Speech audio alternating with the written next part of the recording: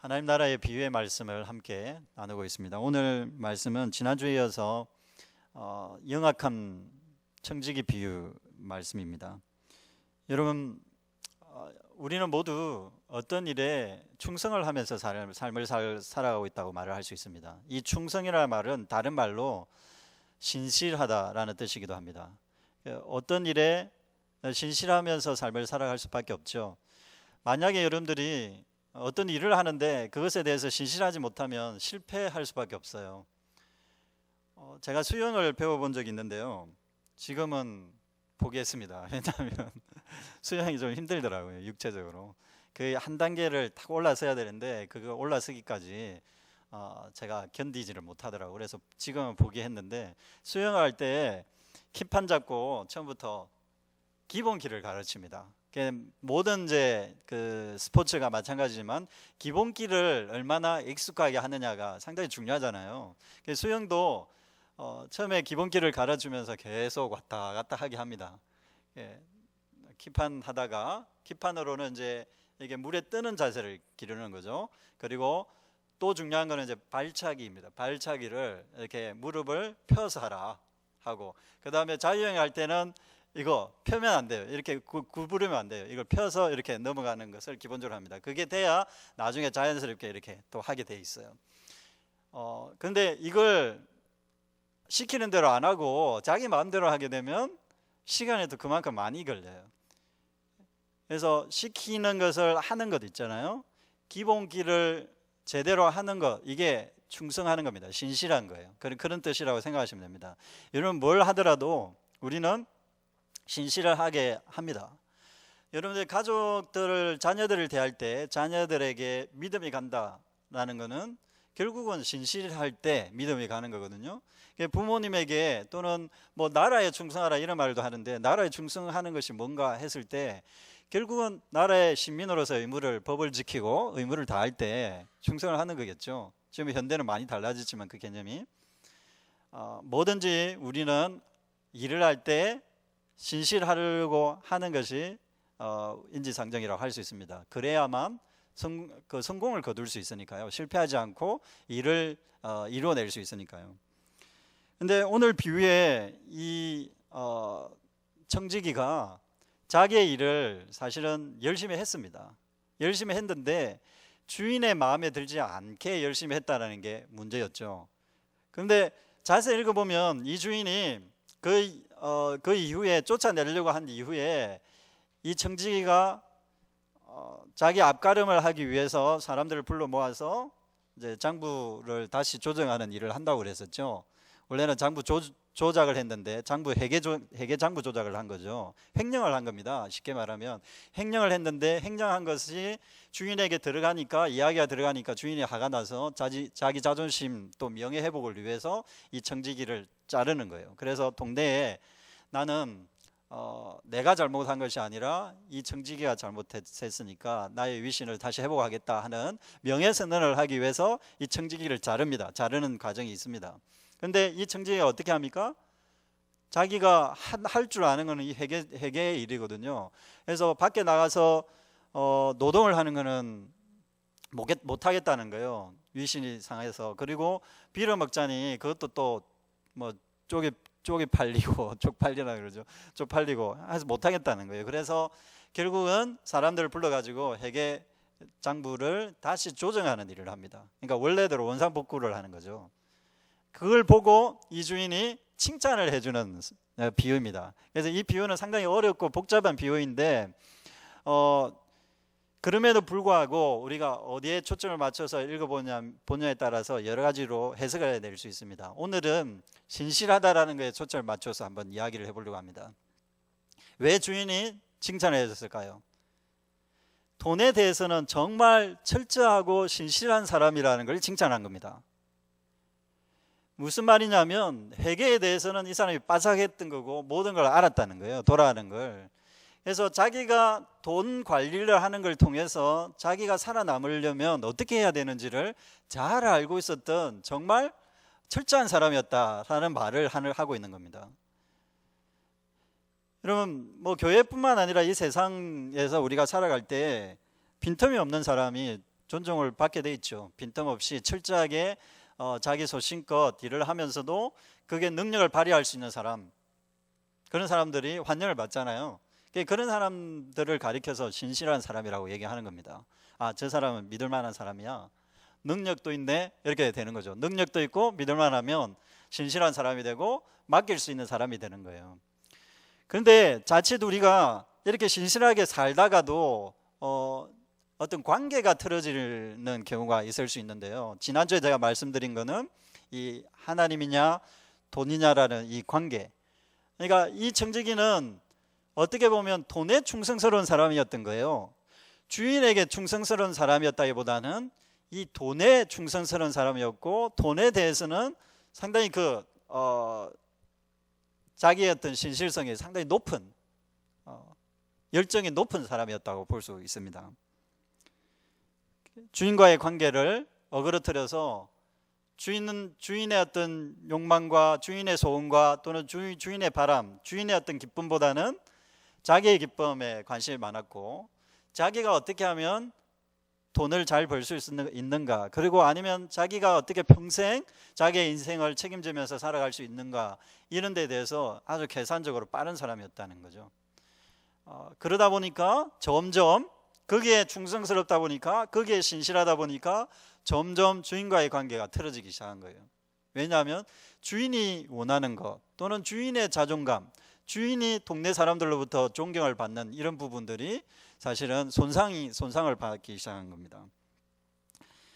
이게 주인이 얼마나 부자였느냐면, 돈을 빌려간 사람들의 그 규모를 보면 알 수가 있습니다. 밀백석 또는 뭡니까, 기름 100말, 그렇게 빌려줬어요. 이 기름 100말 밀백석이라면 상당한 규모의 재산이거든요. 자기 재산이 그 정도가 아니라 빌려준 금액들이 그런 거였습니다. 그래서 그만큼 신뢰를 받는 사람들이었던 거죠. 사업을 하는 사람이든 어떤 돈을 가지고 있는 사람들에게도 돈을 빌려줄 수 있을 정도의 어떤 그런 능력을 갖추고 있었던 주인이었고, 그렇게 신뢰를 받는 사람이었는데, 그 주인의 어떤 능력과 신뢰관계나 마을에서 차지하고 있는, 그 지역에서 차지하고 있는 어떤 그 입지는 생각하지 않고 이 청지기가 자기의 재산에만, 자기의 돈, 자기의 어떤 미래에만 초점을 맞춰서 신실했다라는 것을 보여주는 부분이라고 할 수 있습니다. 예수님이 이 비유를 얘기하시면서 빛의 자녀들과 비교를 합니다.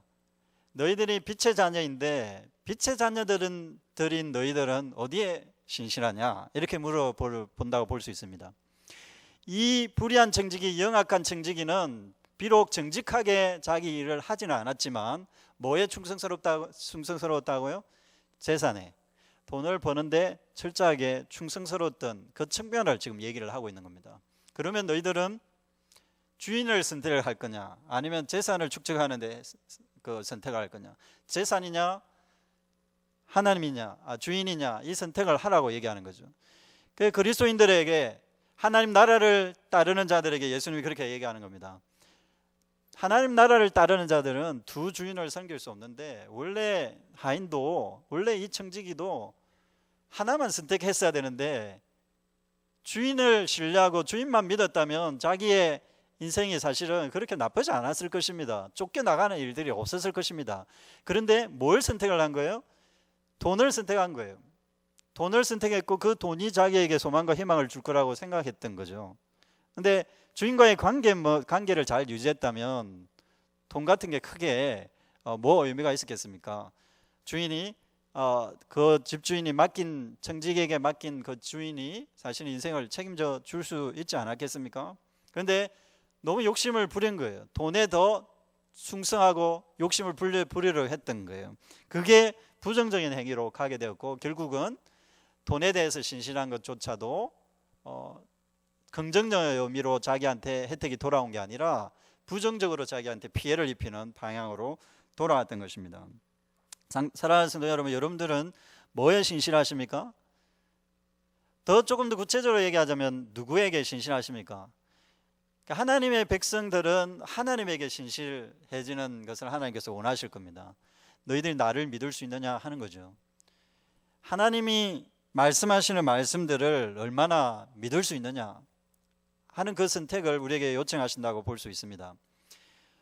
예수님께서 누가복음 12장에 보시면 이런 얘기가 나옵니다. 거기도 이제 재산과 관련된 이야기가 나오는데요. 어떤 무리 중에, 그 말씀을 듣고 있던 무리 중에 어떤 사람이 손을 딱 들고는 이렇게 얘기합니다. 예수님, 제 동생 또는 형, 뭐 정확하게 동생인지 형인지는 모르겠습니다. 헬라어가 형도 되고, 뭐 영어가 형도 브라더 하면 영어 형도 되고 동생도 되는 것처럼 형제가 있었는데 이 형제에게 재산을 나눠 달라고 하십시오. 그렇게 예수님에게 얘기를 합니다.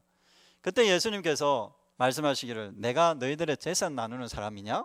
이렇게 얘기를 하는 장면이 나옵니다. 그러시면서 어떤 부자 이야기를 합니다. 어떤 부자가 있었는데 이 부자가 자기의 재산에 충성을 하다가 욕심을 부리다가 하나님께서 그 부자의 영혼을 불러가셨다. 그러면 그가 충성했던 그 재산은 어떻게 되겠느냐 하는 이야기를 예수님께서 하시는 장면이 나옵니다. 여러분 어떻게 생각하십니까? 예수님이 우리의 재산을 책임지는 분이라고 생각하십니까? 우리의 재산, 우리의 인생에 대해서, 특히 살아가는 생존의 문제에 대해서 책임을 지시는 분이라고 생각하십니까? 어려운 질문이죠. 하나님께서 우리의 인생을 책임지시죠. 그런데 이제 중요한 여기 초점 내용이 하나 들어있는데요. 예수님께서 재산을 나눠주는, 어떻게 보면 세속적인 일처럼 보이는 것에 대해서는 별로 관심이 없는 분이라고 말을 하는 것처럼 보입니다. 내가 너희들의 재산을 나눠주는 사람이냐? 어떻게 공평하게 재산을 나눌 것인지 그것을 얘기해주는 판단 재판관처럼 보이냐? 나는 그런데 관심이 없다라는 거예요. 그러면 재산에 관심이 없다는 뜻일까요? 그게 아닙니다. 그거는 너희들이 알아서 하고, 그 뒤에 나오는 말씀이 중요한데, 어떤 부자 청년이 많은 자기의 영혼을 위로하기 위해서, 부자가 자기의 영혼을 위로하기 위해서 재산을 다 모았는데 나중에 하나님께서 그의 영혼을 불러가시면 어떻게 되겠느냐, 그 지점을 생각하라는 거예요. 한번 12장 한번 찾아보겠습니다. 누가복음 12장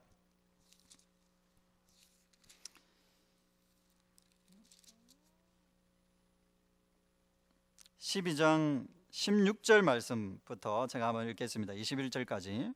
또 비유로 그들에게 말하여 이르시되 한 부자가 그 밭에 소출이 풍성함에 심중에 생각하여 이르되 내가 곡식 쌓아둘 곳이 없으니 어찌할까 하고, 또 이르되 내가 이렇게 하리라. 내 곡간을 헐고 더 크게 짓고 내 모든 곡식과 물건을 거기 쌓아두리라.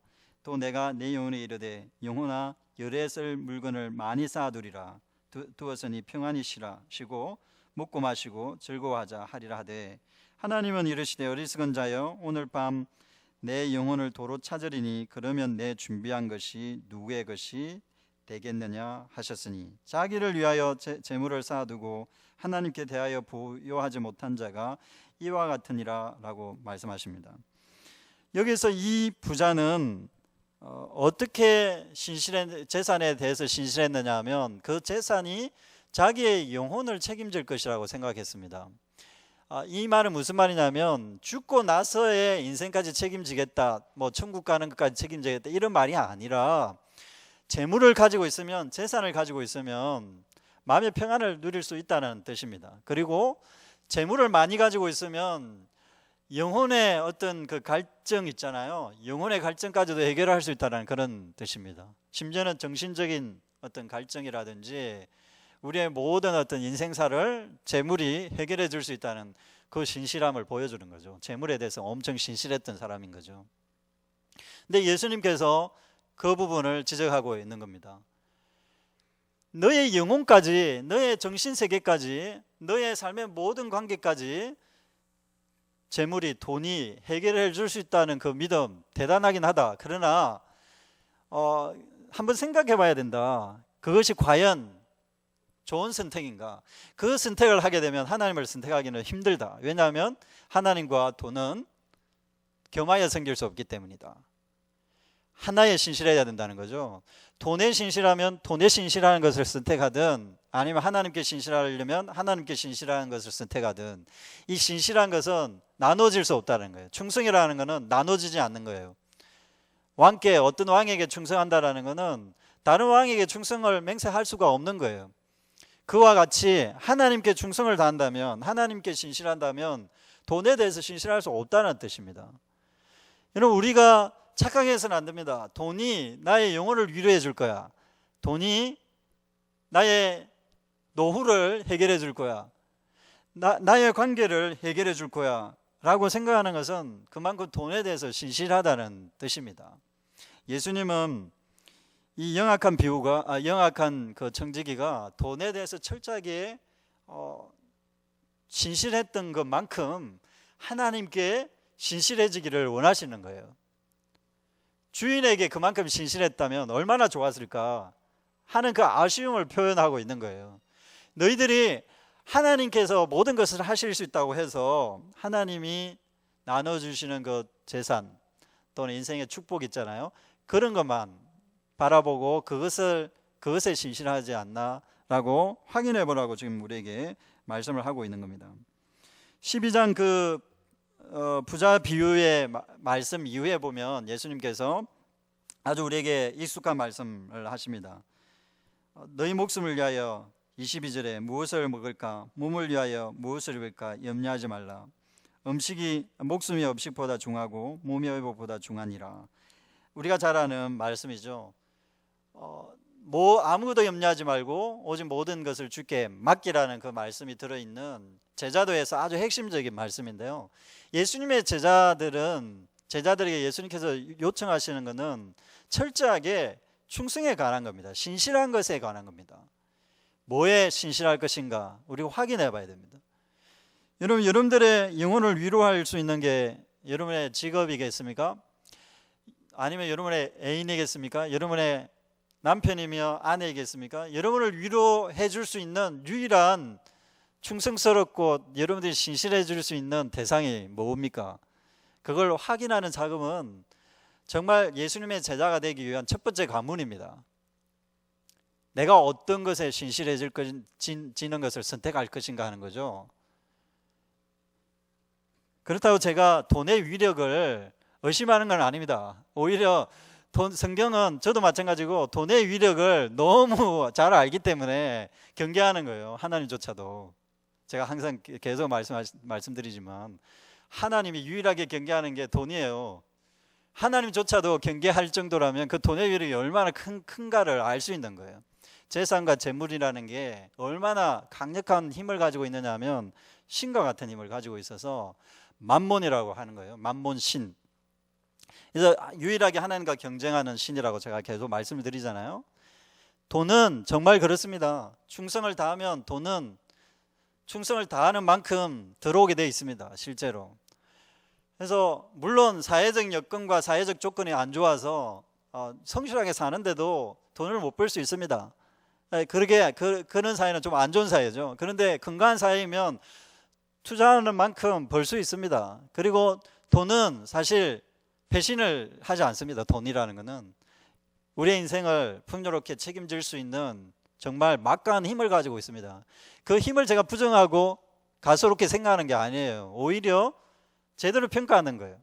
돈은 여러분의 인생을, 심지어는 여러분의 영혼을, 여러분의 정신세계까지도, 그리고 여러분의 관계까지도 해결해 줄 수 있습니다. 제가 말씀드렸잖아요. 마르크스는 추함도 해결할 수 있다. 돈이 있으면. 단지 성형수술을 하는 정도가 아니라 우리의 삶의 추한 부분을 돈으로 해결할 수 있다고, 돈으로 포장할 수 있다고, 우리의 인생을 새롭게 갈아엎을 수 있는 정말 강력한 힘을 가지고 있는 게 돈이라고 할 수 있습니다. 그렇다면 그 돈에 믿음을 주는 거 나쁘지 않을 수 있잖아요. 믿음을 주고 신실해 줄 수 있는 거, 하나님을 몰랐다면 그거 나쁘지 않습니다. 그렇게 하면서 인생을 사는 거 나쁘지 않습니다. 실제로 돈에 신실한 사람들이 부자가 되어서 자기들의 삶의 질을 높이는 거예요. 그렇게 할 수 있습니다. 그게 거짓이 아니에요. 거짓말이 아니라 그러한 삶이 돈으로 삶을 산다 하더라도 그 삶이 질 낮은 삶이라고 말하기에는 정말 제대로 평가하는 말은 아니라고 저는 생각해요. 솔직하게 돈으로 할 수 있는 게 많이 있습니다. 우리의 삶을 풍요롭게 실제로 할 수 있습니다. 그런데 문제는 우리가 크리스찬이 되면서 예수님의 제자가 되면서 첫 번째 관문을 통과할 때 예수님이 말씀하시는 게 문제라는 거예요. 뭘 말씀하시느냐? 돈을 딱 불러놓고는 돈을 선택할 거냐 하나님을 선택할 거냐 이걸 지금 얘기하고 있다는 게 문제예요. 참 복잡한 상황이 돼버린 거죠. 돈에 대해서 조금 자유롭게 해줬다면 괜찮았을 텐데 빠져나갈 수 있는 구멍이 없는 거예요. 돈이 모든 걸 할 수 있으니까 빠져나갈 수 있는 구멍이 없는 거예요. 이거는 교묘하게 숨겨서 하나님도 선택하고 돈도 좀 믿고 신뢰도 돈에 대해서 내가 좀 신실하고 그렇게 하면 될 텐데 이게 어쩔 수 없이 하나님이 돈이냐 하나님이냐 둘 중에 하나를 선택하라 이렇게 얘기해 버리니까 말씀하시니까 선택을 안 할 수가 없는 거예요. 이제 그게 문제인 거예요. 예수 그리스도의 제자에게 또 예수 그리스도의 청지기들에게 예수 그리스도의 하나님의 백성들에게 요청하신 하나님의 나라의 비밀이라는 것은 이 돈과 관련해서 어떻게 다루고 경쟁할 수 있느냐 그런 능력을 갖추느냐가 정말 중요한 주제라고 할 수 있습니다. 평생 고민해야 될 주제입니다. 저는 평일에는 일을 하는 사람입니다. 목사이지만 평일에는 제가 일을 하면서 돈을 벌고 있습니다. 이제 제가 앞으로 이제 자비랑 목회를 하고 싶어서 제가 돈을 벌고 이제 교회에서 사례를 받지 않고 이제 교회를 하고 싶은 그 비전이 있습니다. 왜냐하면 이유가 있습니다. 그 바울 사도가 사실은 자비랑 선교를 했거든요. 자기가 텐트를 만들면서 목회를 했습니다. 그러니까 자기가 할 말이 있었던 거죠. 왜냐하면 자비량을 하게 제가 돈을 벌게 되면 교회에서 할 말을 제가 할 수 있겠죠. 당당하게. 그죠? 그리고 제가 가장 많이 고민한 부분은 뭐냐면 목사는 저는 특별한 권한이 있는 사람이 아니라고 저는 생각하는 사람입니다. 그런데 목사기 때문에 경험하지 못하는 게 좀 있어요. 뭐냐면 성도들이 돈을 버는 현장을 잘 모르는 거죠. 그래서 그걸 저는 사실 경험을 하고 싶었어요. 어릴 때부터 제가 목회를 하고 싶었기 때문에 목사가 되고 싶었는데 그러다 보니까 자연스럽게 이제 사실은 돈과 멀어지는 인생을 어릴 때부터 사실은 살았습니다. 훈련을 받았던 거죠. 돈에 대해서는 사실 제 나름대로 컨트롤을 할 수 있는 능력을 가지고 있다고 생각을 하거든요. 그런데 어떤 고민이 생겨나냐면 제가 지금 이런 식으로 설교를 하니까 목사님이니까 할 수 있는 거다 이렇게 얘기를 하더라는 거예요. 그래서 제가 고민을 하기 시작했습니다. 나도 돈을 벌어야 되겠구나. 내가 목회를 하더라도 그 사례를 받지 않고 목회를 해야 되겠구나. 그래야 당당하게 내가 얘기를 할 수 있겠구나. 예수님의 제자들은 목사들뿐만 아니라 모든 성도들에게 동일하게 예수님의 명령은 동일하게 주어지는데 성도들의 그 돈을 버는 벌이 있잖아요. 생계를 유지하기 위해서 돈벌이 하는 것을 나도 해야 되겠다는 생각을 하게 됐어요. 그러면서 생각을 완전히 바꾸게 됐죠. 그러면서 저도 돈을 벌고 있습니다. 실제로 돈을 벌고 어떻게 살아가야 될지 고민을 많이 하고 있습니다. 그런데 그럼에도 불구하고 항상 제가 제 스스로 도전하고 하나님 앞에서 생각을 계속 하나님이 절대적으로 나의 위로가 되신다고 믿고 신뢰하면서 그 경제관계에 있어서도 믿고 신뢰하고 하는 그 커미트먼트를 항상 하거든요. 위탁을 하나님께 하는데 그렇습니다. 제가 지금 돈벌이 하는 이 일조차도 하나님 나라를 위한 선교에 사용되는 선교적 목적으로 사용한다 이게 아니라 나의 인생의 고백입니다.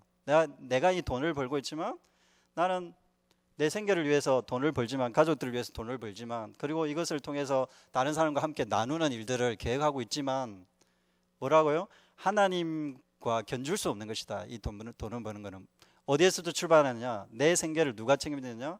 돈을 벌어서 내가 생계를 유지하죠. 그럼에도 불구하고 나의 인생의 절대적인 가치는 하나님이다라는 고백을 항상 드립니다. 하나님께. 왜 그러냐면 그게 하나님 나라에 들어온 사람으로서 해야 할 바기 때문입니다. 그게 신실한 거죠. 하나님 보시기에 믿을 만한 사람이 되는 거죠. 신실한 사람이 되는 거예요. 제가 지금 신실한 삶에 대해서 삶이라는 제목으로 여러분과 함께 말씀을 나누고 있습니다.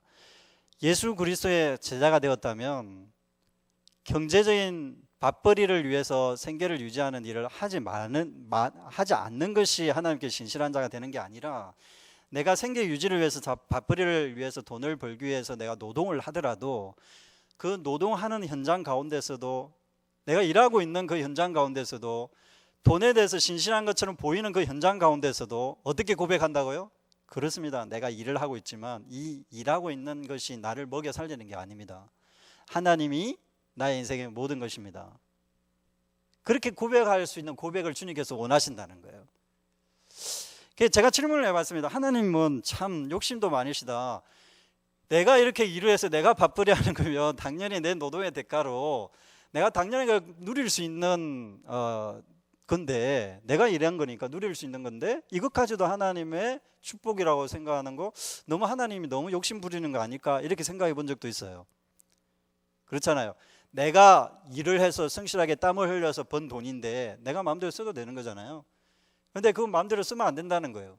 그리고 자기 욕심껏 돈을, 욕망에 따라서 돈을 벌면 안 된다는 거예요. 뭘 바라보기를 원하신다고요? 연약한 자들을 더 바라보고, 그 돈이 네가 벌었기 때문에 너의 것이 아니라, 너가 벌었다 하더라도 너의 것이 아니라고 예수님께서 얘기하시는, 하나님께서 얘기하시는 이 부분이 절묘하게 하나님 나라의 비밀이 들어있는 것이라고 할 수가 있습니다. 하나님 나라의 비밀을 경험하고 싶습니까? 그러면 여러분이 돈을 벌더라도 그 현장에서, 그 돈을 버는 현장에서 내가 돈을 벌었다고 생각하지 않고 이것은 하나님의 것이라고 고백할 수 있는 그 고백이야말로 하나님, 그 현장에서 하나님 나라의 비밀을 깨달을 수 있는 신실한 삶을 살 수 있는 단초가 됩니다. 해봐야 됩니다. 이거는 실제로 해봐야 됩니다. 그런 경험들을 해봐야 되는 거, 말로 되는 게 아니에요. 하나님께서 우리에게 원하시는 신실함이라는 것은 통합성이 상당히 높은 것을 원하세요. 내가 온전한 것처럼 너희도 온전하라. 깔짝깔짝하게 흉내내는 그 정도를 원하시지 않는 거죠. 하나님의 이제 나라의 비밀이 거기에 들어있는 겁니다. 실제로 그 인테그리티를, 통합성을 높이는 사람이 하나님 나라의 비밀을, 신실함을 높이는 사람이 하나님 나라의 비밀을 깨달을 수 있다는 거 꼭 기억할 필요가 있습니다. 그래서 이 영악한 자의 비유를 예수님께서, 영악한 청지기 비유를 얘기하시는 거예요. 이 청지기가 재산에 그렇게 충성했던 것만큼 빛의 자녀들은 하나님께 충성을 해야 된다는 거예요. 철저하게 하나님께 신실한 자가 돼야 된다는 거예요. 돈을 벌기 위해서 노동을 하는 그 현장 가운데서도 돈이 나의 생명줄이 아니라, 나의 소망이 아니라, 생계를 유지하기 위해서 돈을 버는 현장 가운데서도 하나님이 소망이다라고 말을 할 수 있어야 된다는 거예요. 쉽지 않잖아요. 하나님 그렇게 말씀하실 거라면 일을 시키지 마시고 그냥 나태하게 살아도 하나님께서 나의 인생을 책임지신다, 이렇게 말씀하시면 얼마나 더 좋아요. 일을 안 해도 하나님, 내가 너를 책임질 테니까 일하지 마라, 노동 같은 거 하지 마라, 뭐 직업 그렇게 고민하면서 지금 일을 하려고 하냐, 이렇게 말씀하시면 얼마나 편하겠습니까? 근데 그렇지 않다는 거예요. 그렇지 않다는 것은 그만큼 우리에게 신실한 삶을 요청하신다는 뜻입니다. 그런 상황 가운데서도 하나님을 선택할 수 있느냐는 거예요. 돈을 벌고 있는 현장 가운데서도 하나님이 나의 소망입니다 라고 얘기할 수 있느냐는 거예요.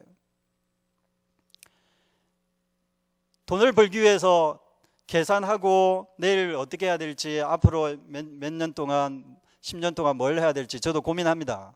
어떤 프로세스로 어떻게 돈을 벌지 저도 고민합니다. 뭐 목사가 돈을 번다니까 좀 생소할 수는 있겠습니다만은, 고민하고 있습니다만은, 그럴 때 제 마음속에 하나님에 대한 신실함이 항상 확인이 되어야 된다는 생각을 할 때가 있는데요. 그게 뭐냐면, 자칫 내가 돈을 벌려고 하는 것이 목적이 될 수도 있다 하는 거예요. 돈을 버는 것 자체, 돈을 벌고 있는 것 자체를 목적으로 삼을 수 있는 위험성이 빠질 수 있는 거죠. 그걸 하나님께서 경계하시는 것 같아요. 그럴 때마다 하나님께 이렇게 고백을 하기를 하나님께서 원하시는 것 같아요. 하나님, 저는 비록 목사이긴 하지만, 저 개인적인 얘기입니다. 목사이긴 하지만 자비량으로 돈을 벌면서 노동을 하는 일반 성도들의 평신도들의 삶을 나도 경험하고 싶습니다. 나도 한 사람의 그리스도인입니다. 그리스도인으로서 함께 공동체를 만들어나고 함께 나와 교제하는 교회 공동체 사람들이 적어도 많은 사람들에게 큰 영향을 끼치기보다 함께 공동체 생활을 하는 사람들이 생계를 유지하기 위해서 고민을 하지만 그럼에도 불구하고 그 자리에서 이 생계 유지 자체가 목적이 되지 않는 그런 고백을 하나님께 드리는 아름다운 고백이 있는 공동체가 있으면 좋겠습니다 라는 생각을 할 때가 많이 있어요. 그러면서 자족하는 삶, 아주 소박한 삶의 재산만 유지하는 거죠. 유지하고 나머지는 가난한 사람들에게 나눠주는 거예요.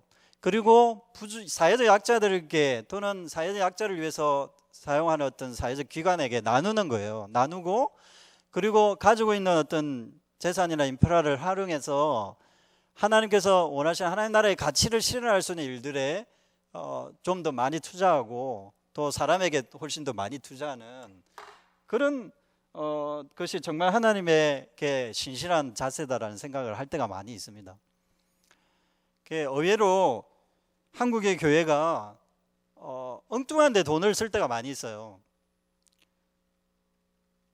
뭐 자세하게 말씀을 드릴 수는 없지만 심지어는 교회 건물에 투자한다든지 아니면 무슨 사업한다고 그의 사업에 투자하는데 실제로 그 사업이 하나님께 얼마나 영광이 돌아갈지 생각을 해봐야 됩니다.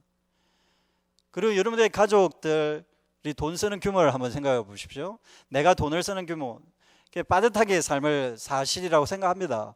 그럼에도 불구하고 내가 이 쓰는 돈이 어디에 사용되는지 한번 생각해 본 적이 있으십니까? 철저하게 그 질문을 하나님께 해야 합니다. 이 돈이 하나님 나라를 위해 또는 하나님께 사용되어지고 있는가? 좀 더 철저하게 돈보다는 하나님께 신실함으로써 돈이 우리 인생의 상대적인 존재로 자리매김하고 있는가? 아니면 절대적인 숭배의 대상이 되고 있는가? 질문하셔야 됩니다. 돈에 신실하신 분들이 되시겠습니까? 아니면 하나님께 신실하신 분들이 되시겠습니까?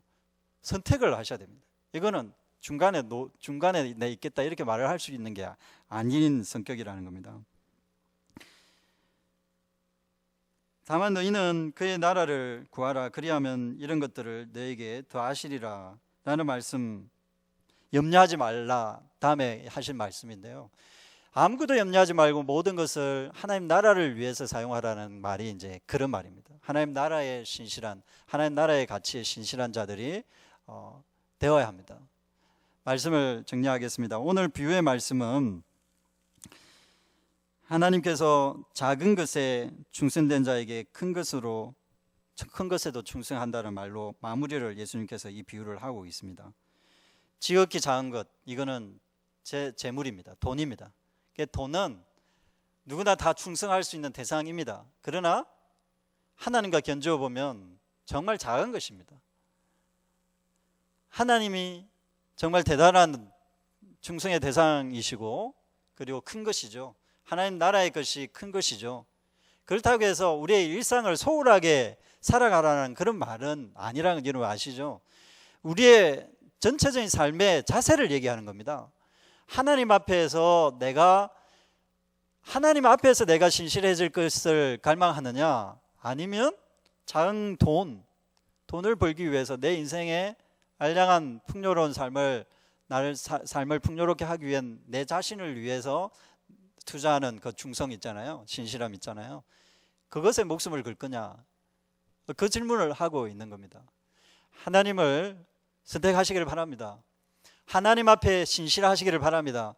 하나님이 나의 삶을 풍요롭게 하신다는 것을 고백하시기를 바랍니다. 하나님을 선택하고 하나님께 신실해질 때에 우리의 삶의 규모가 새롭게 되어진다는 것을 고백하시면 좋겠습니다.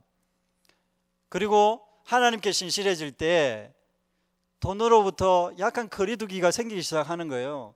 돈에 매몰되어 있다가 돈을 어떻게 사용할 수 있을지 제대로 된 능력이 생기기 시작해요. 거리감이 생기는 거죠. 돈을 객관적으로 사용할 수 있는 능력이 생기는 거죠. 그래서 내가 필요한 만큼만 원하고 축적을 하는 것이 하나님의 목적이 아니라 축적을 하지 말라고 얘기를 합니다. 축적을 하는 것이 아니라 필요한 것만 가지고 나머지는 어떻게 해야 된다고요? 사용을 해야 합니다. 사용을 할 수 있어야 합니다. 그게 돈에 신실한 자가 아니게 되는 거죠. 작은 것에만 충성하는 자가 아니게 되는 거예요. 돈에만 목숨을 두고 그것에 충성스러운 사람은 그 정도 수준에서만 인생을 살게 돼요. 그리고 역설적으로 그 돈에 매여서 살게 되어 있습니다. 하나님께서 우리에게 요구하시는 것은 돈으로부터 자유하고 돈을 사용하되 돈을 객관적으로 보고 오직 충성할 수 있는 분은 하나님밖에 없다라고 생각함으로써 그 삶의 자세 자체를 돈을 하나님과 경쟁할 수 있는 현실적으로 아주 경쟁할 수 있는 존재이지만 이걸 끌어내려서 돈을 끌어내려서 옆으로 두는 거죠. 옆으로 두고 하나님이 우리가 정말 충성할 수 있는 자이고 하나님만이 내가 신실을 표명할 수 있는 자이기 때문에 이 돈은 어떻게 된다고요? 그야말로 비로소 제자리를 찾게 되는 거예요. 그러나 어렵습니다. 현실은 어렵습니다. 현실은 이렇게 옆에 둘 수 있는 존재가 아니에요, 실제로. 그래서 끊임없이 하나님께 충성을 맹세하고 하나님께 신실함을 고백하고 경건의 훈련이 필요한 거죠. 끊임없이 내가 하나님 앞에 서 있다라는 것을 확인하는 작업들이 필요하죠. 예배하고 기도하고 찬양하고 그리고 성도들의 교제를 통해서 그러한 신실한 삶의 자세들을 유지하기 위해서 서로 격려하고 그래 할 수 있어. 돈에 매이지 않아도 하나님 앞에서 살아갈 수 있다라는 것, 돈을 하나님 나라를 위해서 사용할 수 있는 자족하는 삶, 염려하지 않는 삶을 살 수 있다는 그 자신감을 경건의 생활을 통해서 경건한 공동체를 통해서 확인할 수 있는 겁니다. 하나님 앞에 신실하신 자로 이번 한 주간도 승리하시는 여러분 되시기를 주님으로 축복드립니다. 기도하겠습니다. 하나님 아버지